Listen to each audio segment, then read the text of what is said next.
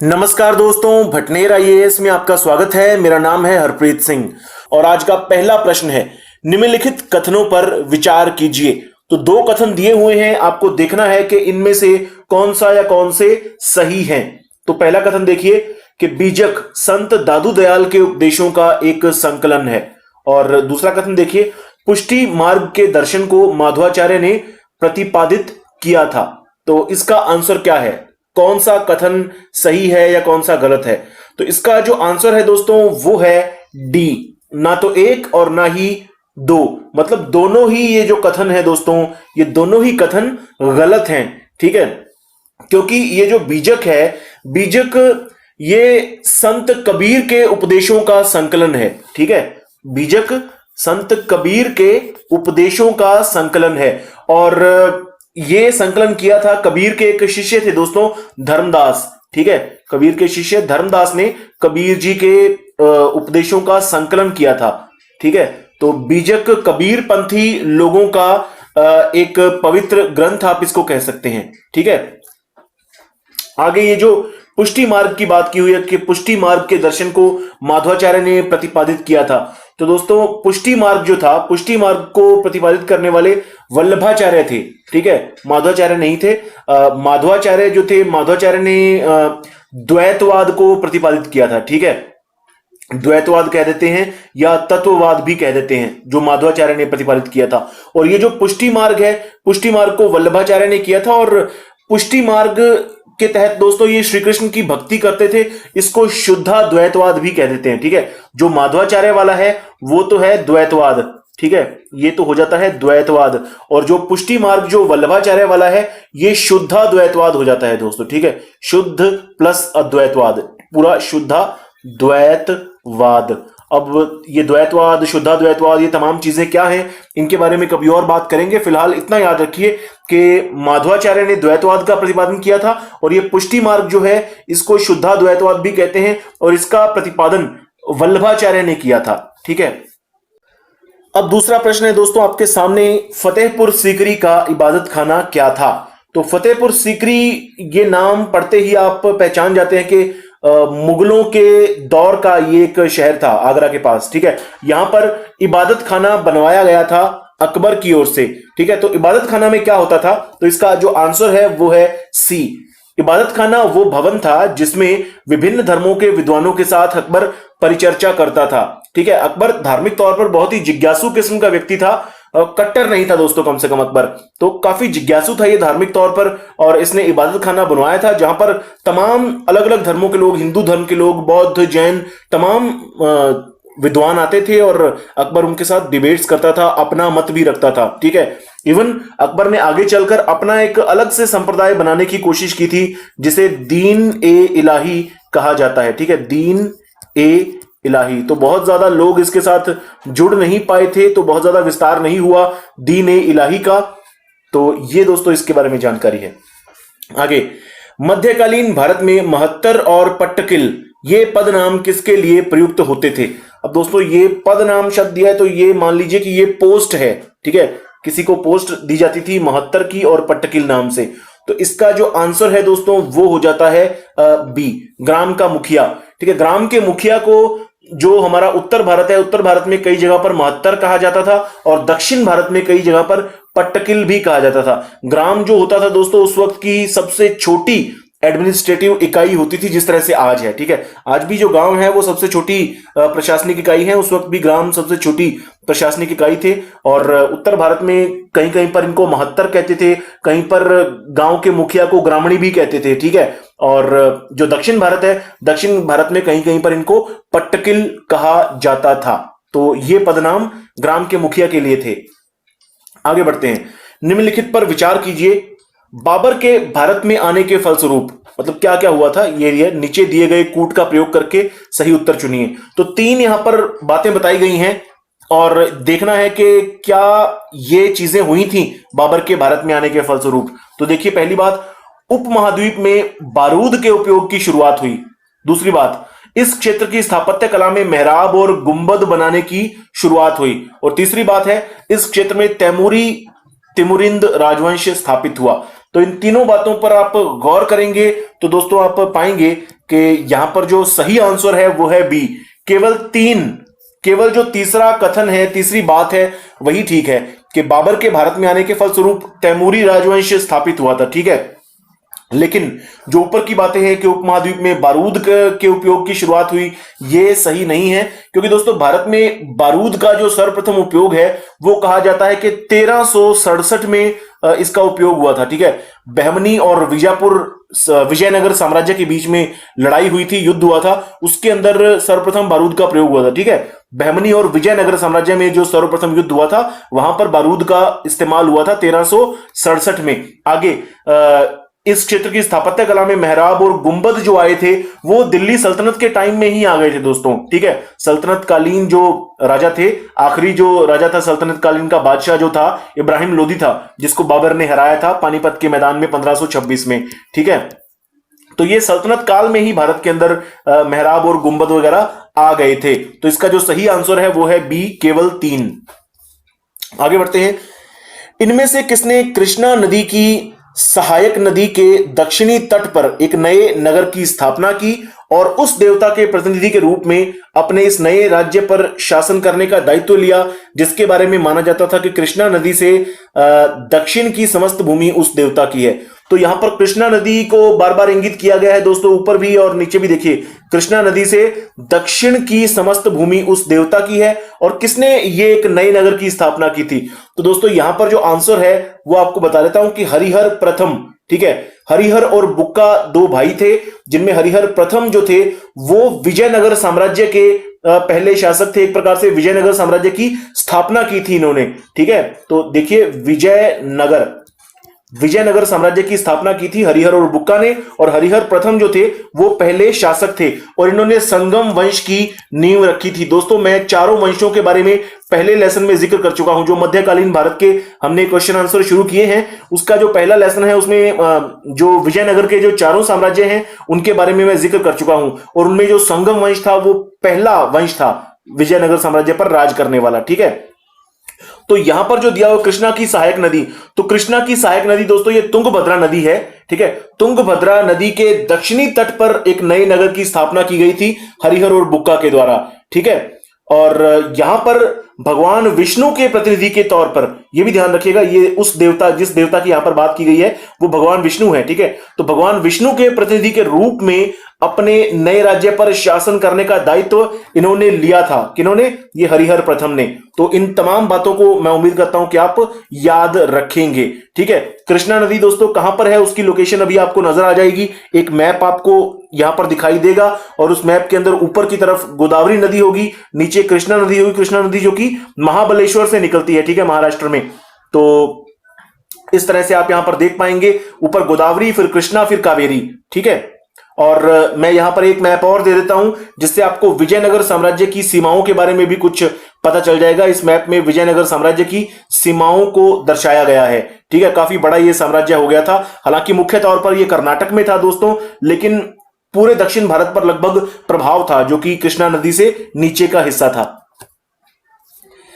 आगे दोस्तों ये एक अपील है आप लोगों से कि कृपया लाइक, शेयर और सब्सक्राइब जरूर करें दोस्तों, ये बहुत ज्यादा जरूरी हो जाता है ताकि मेरा हौसला बना रहे और मैं लगातार इस प्रकार के लेसन्स आप लोगों के लिए लाता रहूं। मुझे उम्मीद है कि ये लेसन आपके लिए काफी ज्यादा उपयोगी साबित हो रहे होंगे और उपयोगी साबित होंगे आईएएस प्री 2019 के नजरिए से। ठीक है, तो कृपया दोस्तों शेयर जरूर कीजिए और हो सके तो लाइक बटन भी दबा दीजिए और सब्सक्राइब भी जरूर करें। ठीक है दोस्तों, आगे बढ़ते हैं। अगला प्रश्न जो है, भारतीय इतिहास के मध्यकाल में बंजारे सामान्यतः कौन थे? तो बंजारों के बारे में यहां पर बात हो रही है दोस्तों। आपने अक्सर ही टीवी पर, फिल्मों में बंजारों के बारे में देखा होगा, तो आप एक अंदाजा लगा सकते हैं कि बंजारे कौन थे। तो बंजारे दोस्तों सामान्यतः ये बिजनेसमैन, ये व्यापारी होते थे। ये यहां वहां जाकर व्यापार करते थे, मतलब एक जगह पर टिककर व्यापार नहीं करते थे, यहां वहां जाकर व्यापार करते थे। ठीक है, तो कई बार होता था ये कुछ ट्रांसपोर्टर्स होते थे उस टाइम में, उनका सामान एक जगह से ले जाकर दूसरे स्थान पर लोगों को दे देते थे। ठीक है, तो बिचौलियों का काम भी ये करते थे कई बार। ठीक है, तो ये जो सामान एक जगह से दूसरी जगह लेकर जाते थे उसमें नमक, अनाज, जलाऊ लकड़ी, पशु, ये तमाम चीजें शामिल थी। तो आप कह सकते हैं बंजारे जो थे ये दोस्तों एक एक प्रकार से खाना बदोश व्यापारी थे, ठीक है, खाना बदोश व्यापारी थे जो बंजारे थे। तो ध्यान रखिएगा दोस्तों, ये व्यापारी ही थे बंजारे जो थे। आगे बढ़ते हैं। सम्राट अशोक के राजा देशों को सबसे पहले विकूटन किसने किया था, मतलब सबसे पहले समझा किसने था अशोक के राजा देशों को या राज्य आदेशों को, ठीक है। अशोक ने जो आदेश खुदवाए थे, जगह जगह पर शिलालेख लगवाए थे अपने आदेशों के, उनको सबसे पहले समझा किसने था। तो दोस्तों ये समझने का काम किया था जेम्स प्रिंसेप ने, ठीक है। तो ये एक ब्रिटिश पुरातत्ववेता थे, इतिहासकार थे, ठीक है। ये उस टाइम में ईस्ट इंडिया कंपनी के लिए काम भी करते थे। तो जेम्स प्रिंसेप जो इतिहासकार थे, इन्होंने सबसे पहले ब्राह्मी लिपि और खरोष्ठी लिपि को समझा था दोस्तों, ठीक है, ब्राह्मी और खरोष्ठी। तो ब्राह्मी और खरोष्ठी में अशोक के ज्यादातर शिलालेख आपको मिलेंगे। तो ब्राह्मी और खरोष्ठी दोनों लिपियों को एनकोड करने का काम, समझने का काम ये जेम्स प्रिंसेप ने किया था और अशोक के राजा देशों को समझा था, ठीक है। इसी से पता चला कि अशोक के राजा देशों की पूरी एक सीरीज है अशोक के शिलालेखों की, ठीक है। तो जेम्स प्रिंसेप का बहुत बड़ा योगदान है अशोक के समय के इतिहास को समझने में, मौर्य इतिहास को समझने में। आगे बढ़ते हैं। मध्यकालीन भारत के आर्थिक इतिहास के संदर्भ में अर्घट्टा किसे निरूपित करता है। अब दोस्तों ये शब्द है अर्घट, ठीक है, अर्घट या अर्घट्टा। तो आप ये चारों ऑप्शन जब पढ़ेंगे तो आप एक अंदाजा लगा सकते हैं कि अर्घट किसको कहा जाता होगा, ठीक है। तो इसका जो आंसर है दोस्तों मैं आपको बता देता हूं, इसका जो आंसर है वो हो जाता है सी, ठीक है। तो अर्घट दोस्तों एक प्रकार का यंत्र होता था, जैसे जिसे आज रहट कहते हैं दोस्तों। रहट के बारे में आपने काफी सुना होगा, ठीक है। रहट एक गोल एक पहिया होता था, उस पहिए की परिधि के ऊपर मिट्टी के घड़े लगे होते थे, ठीक है। उस पहिए की परिधि पर मिट्टी के घड़े लगे होते थे और खुले कुएं में से पानी निकालने का काम किया जाता। ये देखिए वाटर व्हील है ना, तो खुले कुएं में से पानी निकालने का काम किया जाता था अर्घट के द्वारा। इसको रहट भी कहते थे, ठीक है। और अर्घट और रहट दोस्तों आपस में काफी मिलते जुलते नाम है, आप अंदाजा सा लगा सकते हैं, ठीक है। और घट, जब यहां पर घट शब्द आ रहा है, अर्घट, घट मतलब घड़ा, ठीक है। तो घड़ों का इस्तेमाल होता था, इस यंत्र की परिधि के ऊपर घड़े बांधे जाते थे ताकि कुएं से पानी निकाला जा सके। बैल के जरिए पानी निकाला जा, बैल का उपयोग होता था, ऊंट का उपयोग होता था, कहीं कहीं कुछ और पशुओं का उपयोग भी होता था। तो दोस्तों ये है। मध्यकालीन भारत के सांस्कृतिक इतिहास के संदर्भ में निम्नलिखित कथनों पर विचार कीजिए। तो दो कथन आपके सामने हैं और इन कथनों में से कौन सा या कौन से सही हैं ये आपको देखने हैं, ठीक है। तो पहला कथन देखिए, तमिल क्षेत्र से सिद्ध एकेश्वरवादी थे तथा मूर्ति पूजा की निंदा करते थे और कन्नड़ क्षेत्र के लिंगायत पुनर्जन्म के सिद्धांत पर प्रश्न चिन्ह लगाते थे तथा जाति अधिक्रम को अस्वीकार करते थे। अब इन कथनों में से सही कौन से हैं वो आपको देखने हैं, ठीक है। तो दोस्तों इसका जो आंसर है वो बता देता हूं, इसका आंसर है सी, ऑप्शन सी हमारा ठीक है कि ये दोनों ही कथन ठीक है। कथन एक और कथन दो दोनों ही बिल्कुल सही हैं, क्योंकि तमिल क्षेत्र में जो सिद्ध समुदाय है या जो सिद्ध लोग थे उनकी आस्था केवल एक ही ईश्वर में थी, ठीक है। एकेश्वरवाद में वो आस्था रखते हैं और मूर्ति पूजा के ये विरोधी रहे हैं। हालांकि जादू टोना और तंत्र मंत्र में ये भरोसा रखते रहे हैं, लेकिन केवल एक ही ईश्वर में आस्था रखते हुए जादू टोना वगैरह में ये अपना विश्वास रखते थे, ठीक है। और कन्नड़ क्षेत्र की अगर बात करें तो कर्नाटक की यहां पर बात आ जाती है। और लिंगायत समुदाय तो दोस्तों पिछले दिनों बहुत ज्यादा चर्चा में रहा जब कर्नाटक विधानसभा चुनाव चल रहे थे, ठीक है। तो लिंगायत पुनर्जन्म के सिद्धांत पर प्रश्न चिन्ह लगाते थे, यह बात बिल्कुल ठीक है।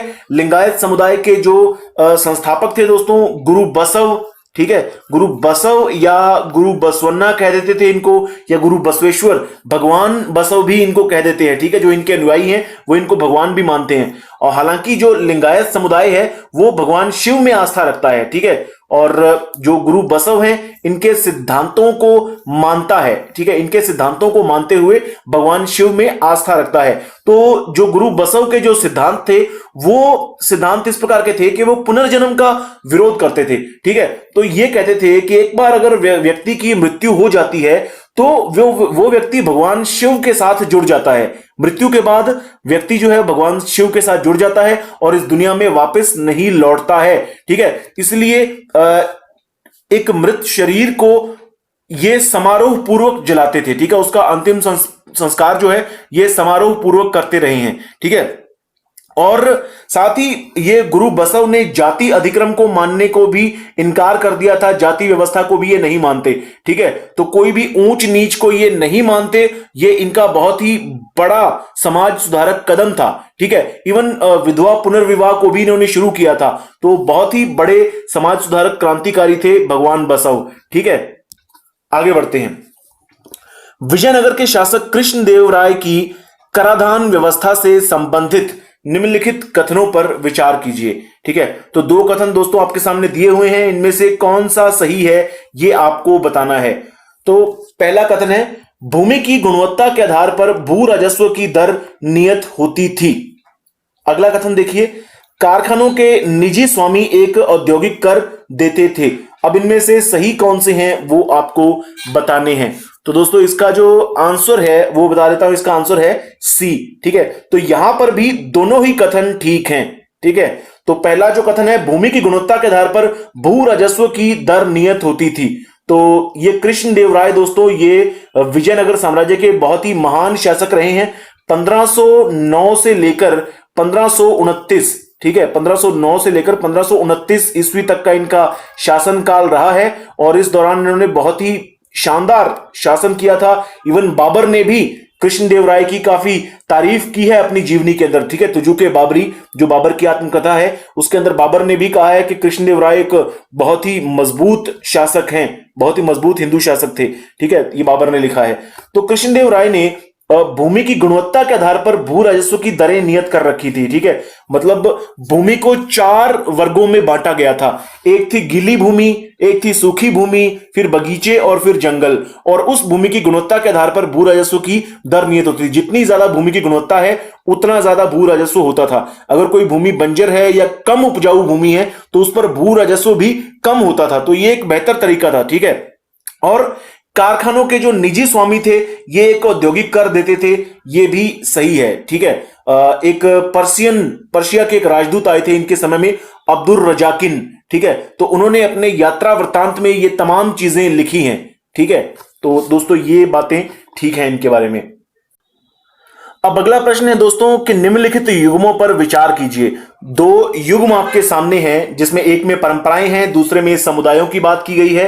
कौन सा समुदाय किस परंपरा को मानता है, तो ये आपको थोड़ा सा देखना है। ऊपर दिए गए युग्मों में से कौन सा या कौन से सही सुमेलित हैं। ठीक है, तो इसका जो आंसर है वो हो जाता है ए। ठीक है, केवल पहला जो युग्म है वही सही है दोस्तों इसका। ठीक है, जो चलीहा साहिब जो उत्सव है इसे सिंधी समुदाय मनाता है। ठीक है, चलीहा साहिब दोस्तों नाम से ही स्पष्ट होता है, चलीहा यानी कि 40 से कुछ रिलेशन है। तो 40 दिनों की ये एक पूजा है दोस्तों। ठीक है, 40 दिनों तक कठिन व्रत रखते हुए एक अखंड ज्योति की पूजा की जाती है सिंधी समुदाय के द्वारा। सिंधी समुदाय के आराध्य देव हैं झूलेलाल जी, तो भगवान झूलेलाल की ये प्रार्थना करते हैं, और जुलाई और अगस्त के महीने में ये उत्सव मनाया जाता है सिंधी समुदाय के द्वारा। ठीक है, याद रखिएगा, जुलाई और अगस्त के महीने में 40 दिनों तक। और ये जो दोस्तों आगे ये नंदा राज जात यात्रा है ये उत्तराखंड में मनाई जाती है। ठीक है, इसको खास तौर पर गढ़वाली और कुमायूनी जो लोग हैं वो मनाते हैं। 2 मुख्य जो क्षेत्र हैं उत्तराखंड के अंदर, गढ़वाल और कुमायूं, है ना, तो वो लोग मनाते हैं नंदा राज जात यात्रा। ये नंदा देवी राज जात यात्रा भी इसको कहते हैं। हर 12 सालों के बाद दोस्तों ये जो यात्रा है ये एक धार्मिक उत्सव है, ये मनाया जाता है हर 12 सालों के बाद। ठीक है, और ये जो वारी वरकरी जो एक उत्सव है या एक परंपरा है ये मराठों के द्वारा मनाया जाता है। ठीक है, महाराष्ट्र का ये एक त्योहार है दोस्तों, ये संथालों द्वारा नहीं बल्कि मराठों के द्वारा मनाया जाता है वारी वरकरी। और जो वरकरी जो समुदाय है इनकी जो प्रधान पीठ है वो पंढरपुर में है, महाराष्ट्र में। ठीक है, तो ये है दोस्तों, तो इसका हमारा आंसर हो जाता है ए, केवल 1। अब अगला प्रश्न देखिए दोस्तों, इसको आप एक प्रकार से कल्चर का प्रश्न भी कह सकते हैं, क्योंकि मध्यकालीन भारत के इतिहास से काफी कम प्रश्न रहे हैं, इसलिए मैंने कुछ आर्ट एंड कल्चर के प्रश्न भी इसमें इंक्लूड किए हैं। ठीक है, तो ये मंदिरों से जुड़ा हुआ प्रश्न है। निम्नलिखित में से कौन सा या कौन से सूर्य मंदिरों के लिए विख्यात हैं। ठीक है, अब दोस्तों एक प्रकार से ये फैक्चुअल प्रश्न भी है, अगर आप इन मंदिरों में या इन स्थानों पर कहीं पर गए हैं तो आपको आसानी से पता चल जाएगा। ठीक है, तो ये फैक्चुअल प्रश्न है और इसका जो आंसर है वो है ए, केवल एक। ठीक है, जो अरसवल्ली है, ये अरसवल्ली सूर्य मंदिर के लिए प्रसिद्ध है दोस्तों। आंध्र प्रदेश में ये स्थान है। ठीक है, आंध्र प्रदेश के श्रीकाकुलम जिले में अरसवल्ली सूर्य मंदिर है। और इसका निर्माण कहा जाता है कि 7वीं सदी में करवाया गया था। कलिंग राजवंश के राजा थे देवेंद्र वर्मा। ठीक है, 7वीं सदी में इसका निर्माण हुआ था। लेकिन दोस्तों बाकी के जो दो स्थान यहां पर दिए गए हैं, अमरकंटक और ओंकारेश्वर, ये दोनों ही स्थान सूर्य मंदिर से इनका कोई लिंक नहीं है। ये दोनों ही स्थान मध्य प्रदेश में है। अमरकंटक एक चोटी है, एक पवित्र स्थान भी है, क्योंकि यहां से नर्मदा नदी का उद्गम होता है। ठीक है, अमरकंटक से न केवल नर्मदा नदी दोस्तों, यहां से एक नदी है सोन नदी, उसका भी उद्गम होता है। एक है जोहिला नदी। तो 3 नदियों का उद्गम यहां से होता है अमरकंटक चोटी से। ठीक है, नर्मदा, सोन और जोहिला। और ओंकारेश्वर ये दोस्तों बहुत बड़ा तीर्थ स्थल है हिंदुओं का। ये भगवान शिव के 12 ज्योतिर्लिंगों में से एक है। ठीक है, मध्य प्रदेश के खंडवा जनपद में स्थित है ओंकारेश्वर मंदिर। भगवान शिव के 12 ज्योतिर्लिंगों में से एक है, तो भगवान शिव को समर्पित ये मंदिर है। आगे बढ़ते हैं। आगे दोस्तों, आगे बढ़ने से पहले एक ये अपील, एक रिक्वेस्ट है आपसे कि कृपया लाइक, शेयर और सब्सक्राइब जरूर करें दोस्तों, ताकि मेरा हौसला बना रहे और मैं आगे लगातार इस प्रकार के लेसन्स और इस प्रकार की सीरीज लेकर आता रहूं आप लोगों के लिए। आप लोग अगर लाइक करेंगे और शेयर करेंगे तो आप मेरा सहयोग करेंगे, मेरी हेल्प करेंगे। ठीक है, आगे बढ़ते हैं। अगला प्रश्न है दोस्तों, सुप्रसिद्ध चित्र बणी ठनी किस शैली का है? अब दोस्तों ये जो प्रश्न है, इस प्रश्न को देखते ही जो राजस्थान के लोग हैं उनकी तो बाँछें खिल गई होंगी जब ये प्रश्न जब आईएएस प्री में आया होगा, है ना। तो बहुत ही आसान है राजस्थान के लोगों के लिए। तो इसका जो आंसर दोस्तों है वो मैं बता देता हूं। बणी ठनी ये किशनगढ़ चित्र शैली का एक उदाहरण है। ठीक है, किशनगढ़ चित्र शैली का ये एक चित्र है और बहुत ही मशहूर चित्र है। ठीक है, राजस्थान की एक छोटी से छोटी परीक्षा देने वाला कोई विद्यार्थी या अभ्यर्थी है वो भी इसका आंसर जानता है। ठीक है, किशनगढ़ चित्र शैली। तो इस चित्र का निर्माण निहाल चंद के द्वारा किया गया था। मतलब इस चित्र को चित्रित निहाल चंद के द्वारा किया गया था। ठीक है, निहाल चंद ये एक चित्रकार हैं किशनगढ़ चित्र शैली के। और बणी ठनी दोस्तों ये राजा सावंत सिंह थे। ठीक है, किशनगढ़ के राजा सावंत सिंह, इनके टाइम में ये चित्र बनाया था निहाल चंद ने।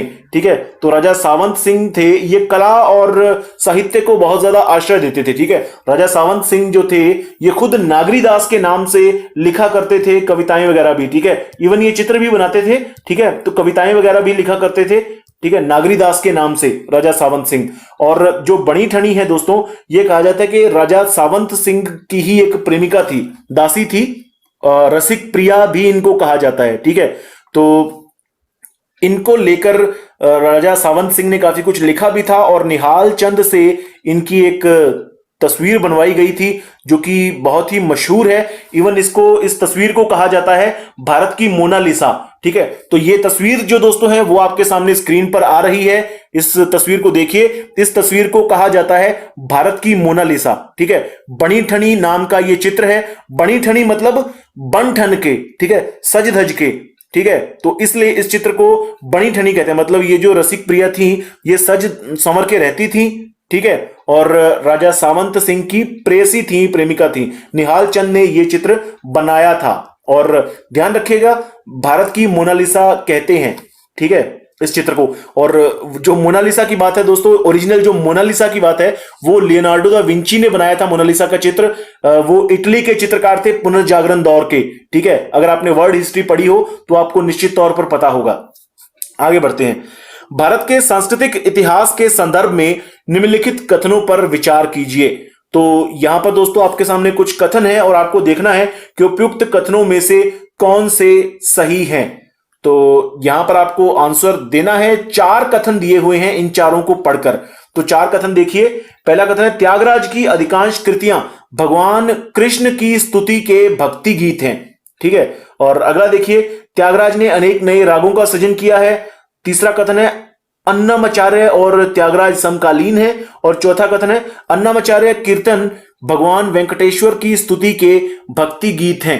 तो 4 यहां पर आपके सामने कथन दिए गए हैं और आंसर जो है दोस्तों वो हो जाता है बी। ठीक है, केवल जो कथन 2 और 4 यही सही हैं। ठीक है, कथन 2 और कथन 4 ये सही हैं, बाकी कथन पहला और कथन तीसरा ये गलत हैं। ठीक है, तो त्यागराज जो है दोस्तों, इन्होंने बहुत सारे नए रागों का सृजन किया था, बहुत बड़े संगीतकार रहे हैं ये। ठीक है, कर्नाटक संगीत के सबसे बड़े प्रतिपादक ये कहे जाते हैं। ठीक है, इवन भक्ति काल के भी हैं ये। इनके जो राग थे या इनका जो संगीत था ये भगवान श्री राम को समर्पित था। ठीक है, तो यहां पर जो बात की गई है कि भगवान कृष्ण की स्तुति के भक्ति गीत हैं, तो ये गलत हो जाता है, क्योंकि जो त्यागराज हैं इनका जो संगीत रहा है वो भगवान श्री राम को समर्पित रहा है। ठीक है, और आगे ये जो अन्नामाचार्य और त्यागराज समकालीन है ये भी सही नहीं है। अन्नामाचार्य जो है ये 15वीं शताब्दी के हैं दोस्तों। ठीक है, ये 15वीं शताब्दी के हैं अन्नामाचार्य, और जो त्यागराज हैं ये 18वीं शताब्दी के आ जाते हैं। ठीक है, तो समकालीन ये बिल्कुल नहीं है। बाकी ये जो अन्नामाचार्य हैं इनका जो कीर्तन है ये भगवान वेंकटेश्वर की स्तुति के भक्ति गीत हैं। भगवान वेंकटेश्वर दोस्तों ये भगवान विष्णु के अवतार कहे जाते थे। ठीक है, भगवान वेंकटेश्वर को भगवान विष्णु का अवतार माना जाता है, तो भगवान वेंकटेश्वर की स्तुति में इन्होंने भक्ति गीत गाए हैं अन्नामाचार्य ने। ठीक है, आगे बढ़ते हैं। भारत की धार्मिक प्रथाओं के संदर्भ में स्थानकवासी संप्रदाय का संबंध किससे है? तो दोस्तों इसका जो आंसर है वो हो जाता है बी। ठीक है, ये एक फैक्चुअल प्रश्न है, अगर आपको पता है, अगर आपने पढ़ रखा है इसके बारे में, तो आप इसका आंसर आसानी से दे देंगे। तो स्थानकवासी जो संप्रदाय है ये जैन मत का संप्रदाय है। ठीक है, जैन मत का श्वेतांबर जैन संप्रदाय का ये उप संप्रदाय है दोस्तों। ठीक है, आप लोग जानते होंगे कि जैन मत जो है इसका शुरू में ही एक प्रकार से विभाजन हो गया था, एक दिगंबर थे और एक श्वेतांबर। ठीक है, जो भद्रबाहु के साथ जो लोग गए, जो भद्रबाहु के अनुयायी बने, वो दिगंबर मत को मानने लगे थे जैन धर्म के अंदर ही। ठीक है, और जो स्थूल बाहु के साथ गए थे वो श्वेतांबर संप्रदाय को मानने लगे थे। ठीक है, सफेद कपड़े पहनने वाले। और आगे जाकर जब श्वेतांबर का भी एक प्रकार से उप विभाजन हुआ, हालांकि वो रहे श्वेतांबर लेकिन उनका उप विभाजन हुआ, तो उनके अंदर एक पंथ स्थानकवासी के नाम से निकलकर आया था दोस्तों। ठीक है, तो स्थानकवासी जो है ये जैन धर्म का उप संप्रदाय है। ठीक है, जैन धर्म के श्वेतांबर संप्रदाय का उप संप्रदाय। और स्थानकवासी की जो स्थापना की थी इस संप्रदाय की, वो लव जी नाम के एक व्यापारी थे, लव जी। ठीक है, 1653 में स्थानकवासी संप्रदाय की स्थापना की गई थी लव जी नाम के व्यापारी के द्वारा। इस संप्रदाय की मान्यता है कि भगवान जो है वो निराकार है, तो ये किसी मूर्ति की पूजा नहीं करते। ठीक है, जिस तरह से भगवान महावीर की या अन्य तीर्थंकरों की मूर्तियों की पूजा की जाती है जैन धर्म में, लेकिन यहां पर स्थानकवासी संप्रदाय के द्वारा किसी भी मूर्ति की पूजा नहीं की जाती, भगवान को निराकार माना जाता है। ठीक है, और ये दोस्तों आज का आखिरी प्रश्न आपके सामने है। भारत के सांस्कृतिक इतिहास के संदर्भ में निम्नलिखित कथनों पर विचार कीजिए। तो 2 कथन आपके सामने हैं, इनमें से कौन सा या कौन से सही हैं वो आपको बताने हैं। तो पहला कथन देखिए, फतेहपुर सीकरी स्थित बुलंद दरवाजा तथा खानका के निर्माण में सफेद संगमरमर का प्रयोग हुआ। दूसरा देखिए, लखनऊ स्थित बड़ा इमामबाड़ा और रूमी दरवाजा के निर्माण में लाल बलुआ पत्थर और संगमरमर का निर्माण हुआ है। तो इसका आंसर है दोस्तों ए, केवल एक, यानी केवल पहला कथन जो है वो ठीक है। ठीक है, और दूसरा कथन जो है वो गलत है। ठीक है, फतेहपुर सीकरी स्थित जो बुलंद दरवाजा है तथा खानका जो है, इसके निर्माण में सफेद संगमरमर का इस्तेमाल किया गया है। ठीक है, अब ये जो दोस्तों बुलंद दरवाजा है, बुलंद दरवाजा ये अकबर ने बनवाया था जब गुजरात पर विजय हासिल की थी। ठीक है, गुजरात पर विजय की स्मृति में बुलंद दरवाजा का निर्माण करवाया गया था फतेहपुर सीकरी में। और दोस्तों ये जो आगे बात है, लखनऊ में जो इमामबाड़ा है या रूमी दरवाजा है, इनका निर्माण अवध के नवाब थे आसफुद्दौला। ठीक है, इन्होंने आसफुद्दौला ने इमामबाड़ा का निर्माण करवाया था 1784 में, और इसका निर्माण ईंटों के जरिए, ईंटों से और चूने से करवाया गया दोस्तों। ठीक है, हालांकि बहुत ही बड़ी शानदार इमारत है, इसका निर्माण ईंटों से और चूने से करवाया गया है। इसमें इस तरह से संगमरमर का या लाल बलुआ पत्थर का इस्तेमाल नहीं हुआ है, इसलिए हमारा कथन एक यहां पर सही है, यानी आंसर जो है वो है ए।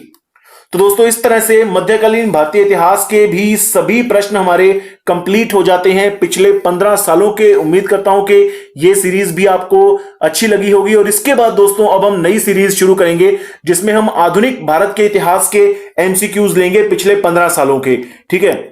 और आधुनिक भारत के इतिहास से दोस्तों सबसे ज्यादा प्रश्न आते हैं। अगर हम इतिहास की बात करें तो इतिहास के अगर 15 प्रश्न आते हैं आईएएस प्रीलिम्स एग्जाम में, तो उनमें से 8 प्रश्न तो आप मान के चलिए कि आधुनिक भारत के इतिहास से ही आ जाते हैं। ठीक है। तो अगली सीरीज जो हमारी शुरू होगी वो आधुनिक भारत के इतिहास की होगी और वो मोस्ट इंपॉर्टेंट होगी। ठीक है। तो जरूर देखिएगा इन लेसन्स को और उम्मीद करता हूं कि आपने जो लेसन्स अभी तक देखे हैं उनको आप लाइक करेंगे, सब्सक्राइब करेंगे और शेयर जरूर करेंगे दोस्तों। धन्यवाद।